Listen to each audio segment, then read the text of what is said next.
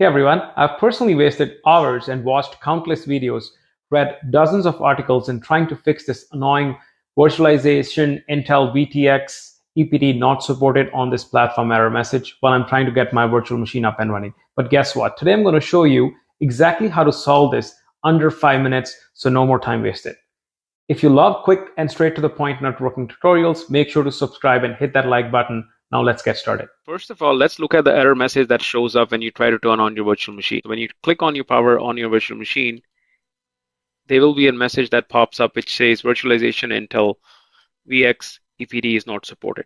But this is exactly what we're trying to fix here. So if I say no,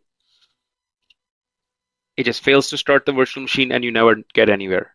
In order to fix this, first we need to understand why does this even happen. If you're using GNS, EVNG, CML, they require CPU virtualization, specifically Intel VT-x/EPD. Now to run smoothly, these are required. Now sometimes Hyper-V or Windows security features can prevent you from using these virtualization extensions. So let's fix them right now. And we will be disabling some of the features that are really security features. So just going to make sure that you understand the risk that you run once you do this. So let's get on to it. Let's start with the first step. These are the few commands I want you to run. So first thing first is you got to go into your command prompt, right click, run it as an administrator. Once you have that, these are some of the commands I want you to run. Now again, depending on your Windows version, now this one is for Windows 10 that I have right now. And if you're using Windows 11, then some of these commands work, some of them don't. But don't worry about them. And I'm also going to show you Windows 11, the same commands. This one works. Now these two in Windows 10, especially the Windows version 10 that I have, it does not support it, which is fine. We'll have other ways of enabling the same commands. So the next step you want to do is you want to turn some of the Windows features off. So if you go start, and if you just start typing in turn, and it will give you turn Windows feature on and off, you click on that, and it's basically going to bring up another window here. And a couple of things you got to make sure that the Hyper-V is unchecked. In my case, it is, you see, and the Windows HypervisorPlatform is unchecked as well. Now, disabling these features just free up the VT-x resources so your virtual network labs in GNS, EVNG can run without any issues. The next step you want to do here is by pressing the Windows key plus the R, that's on your keyboard, and you get the run, or you can just go run, and then you got to type this in, which is bcdedit.msc, and you can say OK. Once you hit OK, you'll get the local group policy editor.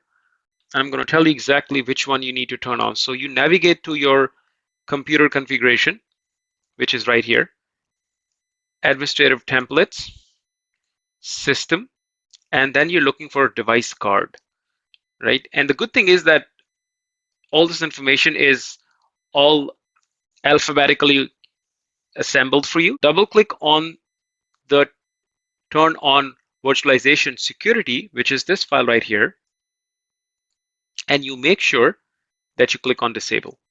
You apply, you say OK. The next thing you want to do is your core isolation specific. When Windows 10 and 11, they might be a little different.